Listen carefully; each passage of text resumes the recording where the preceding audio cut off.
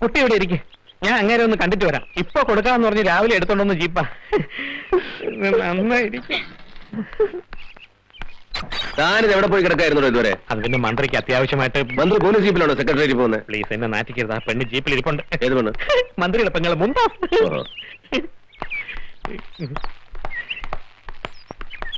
ഒന്നിങ്ങോട്ട് ഇറങ്ങണം മേഡം. ഇറങ്ങാനാ പറഞ്ഞത്. മന്ത്രിയുടെ പേ ഇങ്ങോട്ട് ഇറങ്ങാൻ. ഏട്ടൻ മന്ത്രിയാണെന്ന് കരുതി അനിയത്തി ഭരിക്കണ്ട. തനിക്ക് നാണമില്ലൂടെ ഈ വകം. എന്താണ് നോക്കുന്നത്? എനിക്ക് ഇഷ്ടമുണ്ടായിട്ട് ഞാൻ കയറുന്നൊന്നുമല്ല ഇയാളുടെ ജീപ്പില്. എന്ന് കോളേജ് കൊണ്ട് വിട്ടുതരാം, ഒരു പ്രൊമോഷൻ ഒപ്പിച്ച് തന്നാ മതി ഈ സാറ് പറഞ്ഞിട്ടാ. പ്രമോഷൻ കൊടുക്കാൻ ഇയാളാരാ? DGP യോ?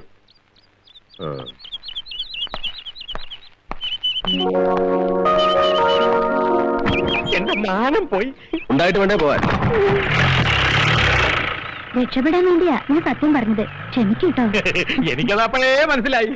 പക്ഷെ സാറ് നോക്കിക്കോ, ഒരു ദിവസം ഈ സാറ് കാണെ ആ സാറ് ഓടിക്കുന്ന അതേ പോലീസ് ജീപ്പിന്റെ മുൻ സീറ്റിലിരുന്ന് ഞാൻ പോകും. ബെറ്റ് വെച്ചു. ഇത് ജോലിയാവും.